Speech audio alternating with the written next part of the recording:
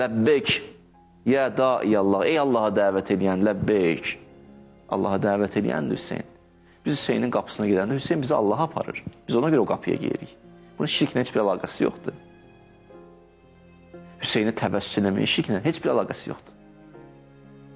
Bir var min dunillah, bir var məallah, bir də var indəllah. Dunillah nədir? Allaha qoyursan kənar etsən, Allah yox, bu həll eləyəcək. Bu oldu şirk. Biz bunu demirik. Məzhəb bunu demir. 2. Məallah. Allah işin yarısını sən gör, yarısını bu görəcək. Biz bunu da demirik. Bu da deyil. Bəs nə deyirik? İndəllah.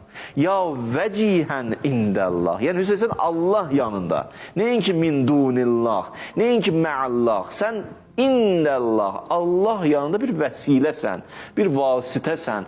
Bizdən daha çox Allaha yaxınsan. Çünki Quran deyir, əs-sabiqun vəs-sabiqun, ulaikəl-müqarrabun.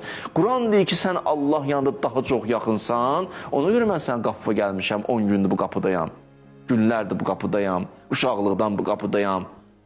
Sən Babullahsan, sən Allah qapısısan. Bu şirklə nə əlaqəsi?